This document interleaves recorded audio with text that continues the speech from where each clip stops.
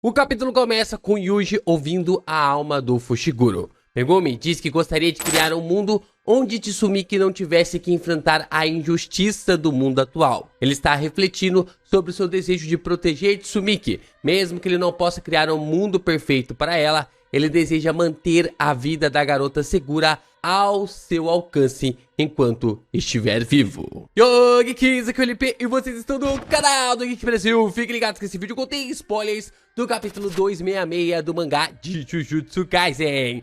Sim, pessoal, vamos então aqui falar um pouquinho sobre esses primeiros spoilers.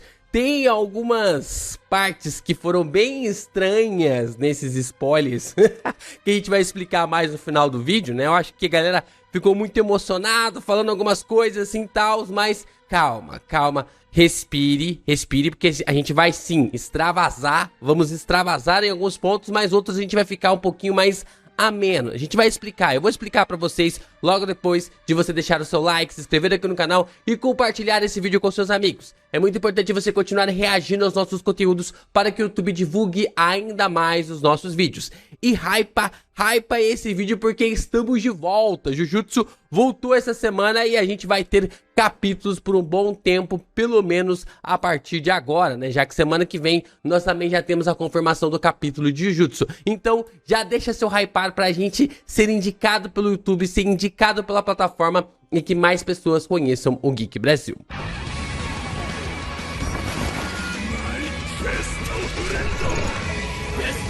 Megumi então continua explicando seu mundo dos sonhos. Ele fala de um desejo profundo de experimentar uma vida simples e feliz ao lado de pessoas importantes para ele.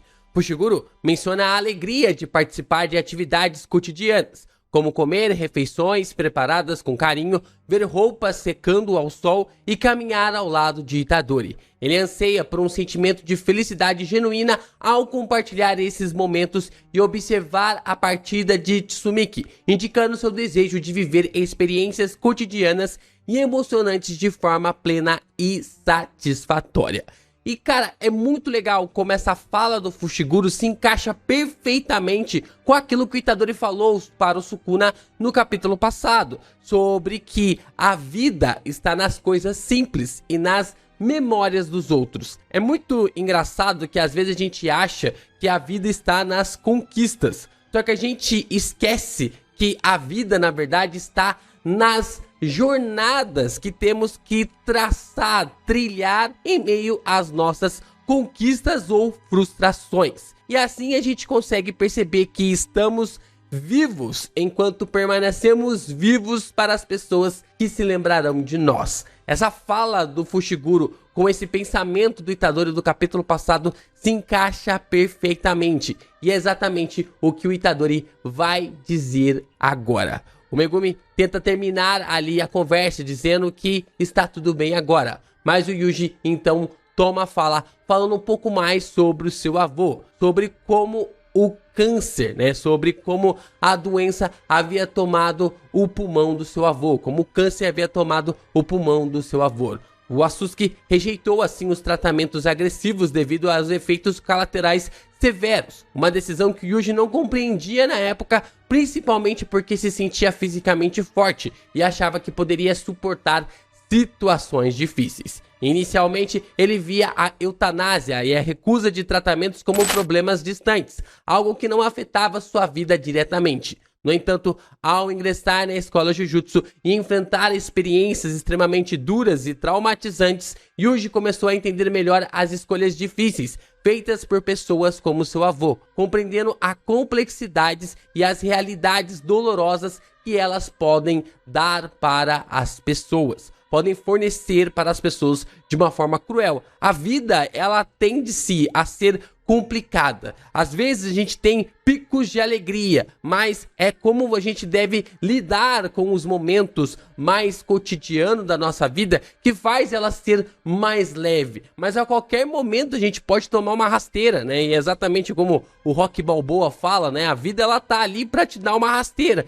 E se você não ficar esperto, meu amigo, você vai e você vai bonito. E o Yuji fala que ele entende as pessoas que vão, ele entende as pessoas que desistem de lutar, porque a vida, às vezes, ela pode ser cruel, ela pode ser tão boa, mas ao mesmo tempo cruel. E é por isso que ele entende,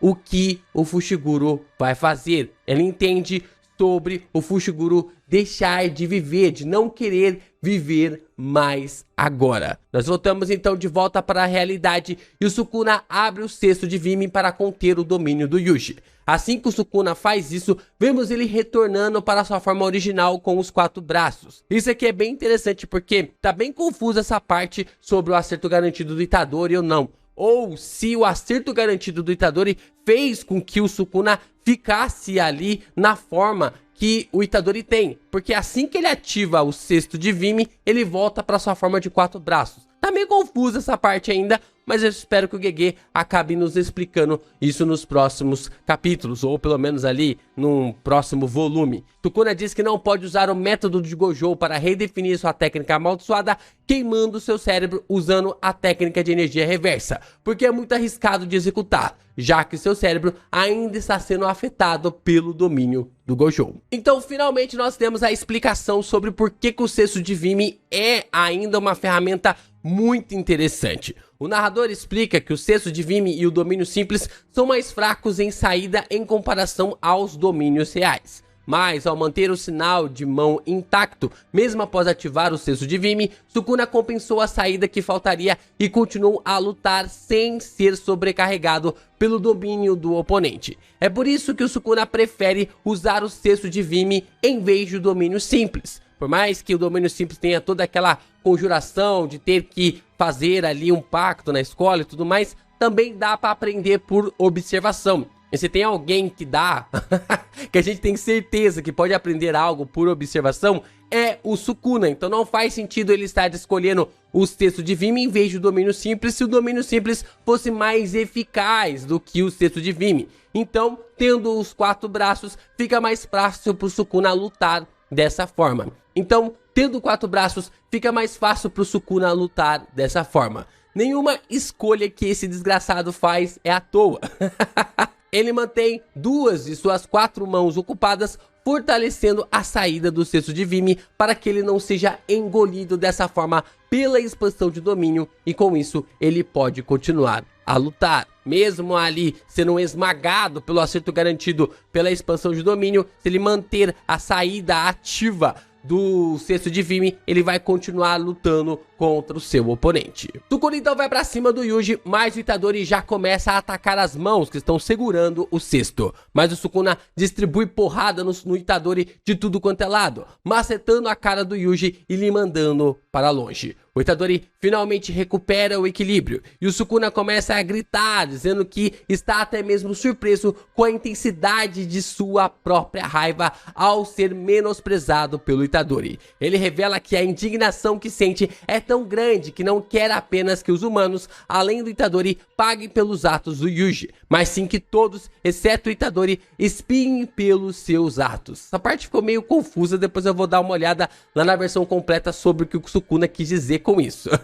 Mas essa parte foi colocada literalmente do que o spoiler foi falado, então amanhã na versão completa vai ficar ainda melhor essa parte. De repente, vemos o Fushiguro criança no beco onde o Gojo o conheceu pela primeira vez. E Megumi fez a mesma pergunta que ele fez a Gojo, mas agora para Yuji sobre que cara era essa. Yuji apenas lamenta que vai ficar bem triste sem o Fushiguro agora por perto. É bem interessante esse ponto, né, de que o Itadori parece meio que se despedir do próprio Fushiguro, do Megumi, sabendo que não tem como mais salvar o seu amigo se ele não quer ser salvo. Então é uma questão realmente muito importante. Então, tipo assim, ele tá pensando de que se o Fushiguro não pode ser salvo, se ele não quer ser salvo, então a única coisa que resta é matar o Sukuna. Eliminar o Rei das Maldições, eliminando o Fushiguro no processo. Então é um ponto bem interessante que o Itadori tá meio que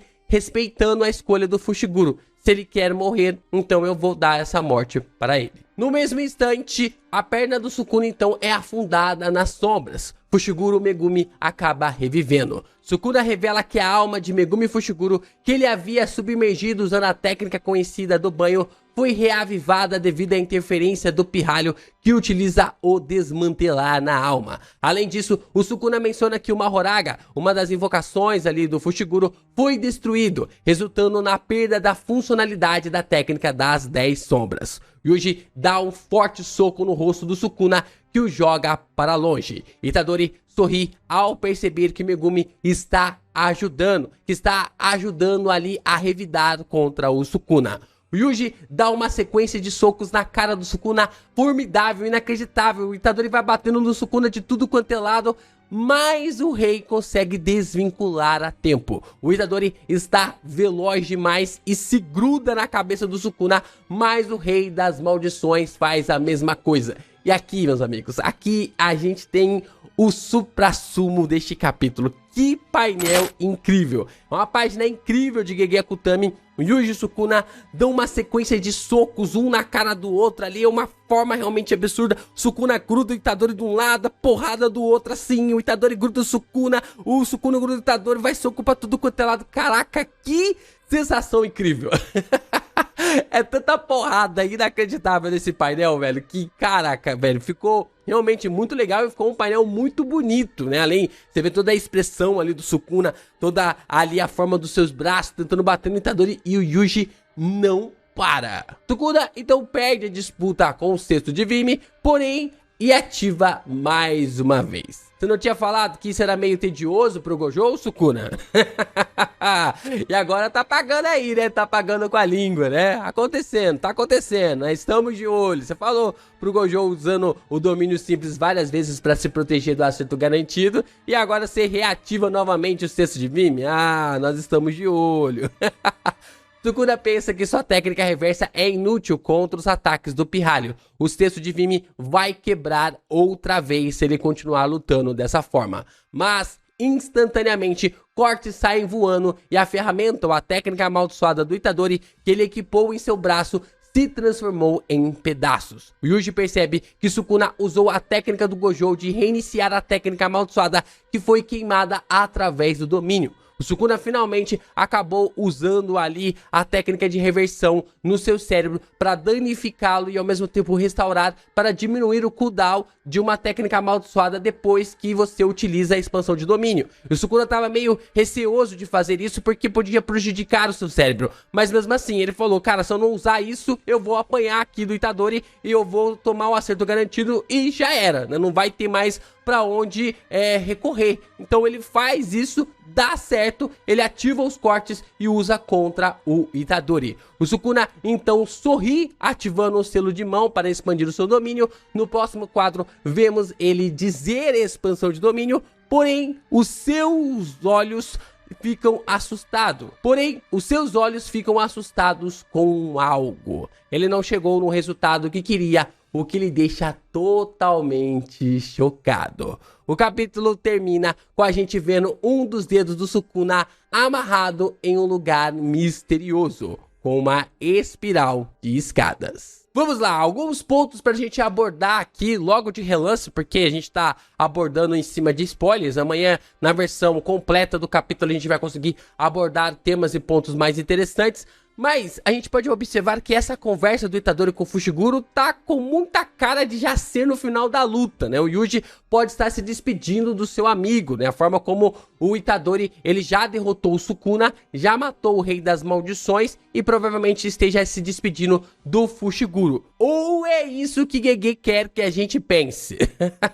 Porque ele tá possivelmente conduzindo a gente até essa parte, até esse momento. Então provavelmente essa seja uma situação que Gege Akutami quer que a gente pense. Sobre o domínio do Sukuna não engolir a expansão do Itadori, os spoilers podem estar completamente equivocados. Se vocês notarem na expansão ali de domínio do Sukuna, a gente vai observar que não tem nenhum relato, nenhuma parte do narrador dizendo que a expansão do Yuji foi mais rápida do que a expansão do Sukuna. Não tem nenhum momento dizendo isso, não tem nada dizendo isso. O que foi colocado apenas que o Licker acabou acreditando que o Sukuna ficou surpreso porque simplesmente o Itadori foi mais rápido do que o Rei das Maldições. O Sukuna fez o selo do domínio, ele diz expansão de domínio, mas ele vê algo no Itadori que lhe deixa chocado. Ele não viu ali que o Itadori continuou a sua expansão, não tem nada dizendo sobre isso. Pode ser isso? Pode, mas não tem nada no capítulo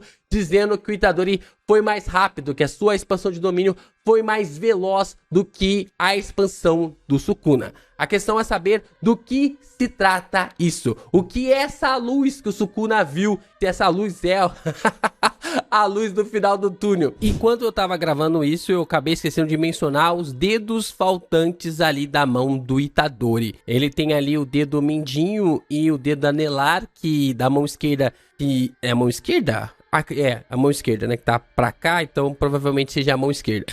É a mão esquerda, não é provavelmente. Mas o ponto é que o dedo mindinho e o anelar do Itadori estão faltando. O que pode apontar sobre esse questionamento do porquê que o Sukuna está chocado ou não, né? Dele estar ali meio que pensando no que aconteceu. Só que não se trata do dedo do Itadori que está pendurado lá naquela espiral de escadas, né? Porque a gente tá vendo aqui que os dedos do Yuji estão basicamente normais, né, com as unhas brancas e tal. E aqui a gente tem um dedo com a unha preta e tudo mais, e que parece bastante com o dedo do Sukuna. Se trata mesmo do dedo do Sukuna. Aí fica esse mistério agora para saber o que aconteceu com esses dois dedos do Itadori e por que isso acabou chocando o Sukuna. E eu tenho uma ideia do que pode ser isso. Se a gente visualizar um pouco o lugar onde o dedo do Sukuna está pendurado, aquilo se parece e muito com as escadarias da escola Jujutsu. E quem estava na escola Jujutsu durante todo esse tempo?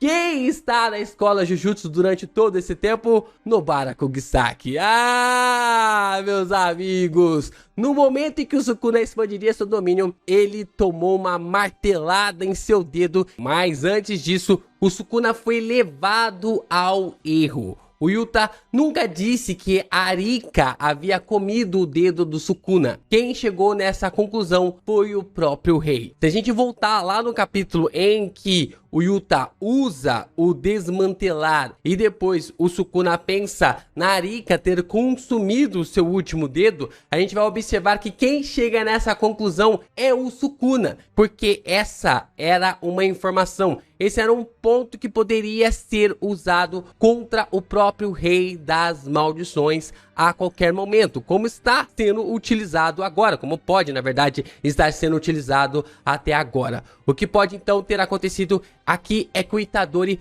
pode ter dado os seus dois dedos, o mindinho e o anelar, para o Yuta, e dessa forma o personagem acabou ativando o desmantelar com a alma do Itadori, com o poder do Yuji, não com os dedos do Sukuna, e dessa forma ter escondido isso do rei. Durante todo esse tempo, nós observamos o Itadori escondendo que estava sem o dedo mindinho e também o anelar através dessa transformação bizarra em seus braços, mostrando que ele estava pensando e analisando todos os pontos e todas as estratégias para bater de frente e derrotar o Sukuna. E sim, meus amigos, vocês podem achar que o LP tá viajando aqui, vocês podem achar que o LP tá falando coisa com coisa, mas sim, nós temos muitas coisas para processar até o próximo capítulo. Tem muita coisa para processar deste capítulo, mas semana que vem promete. E o que reforça ainda mais o retorno e a chegada da Nobara no próximo capítulo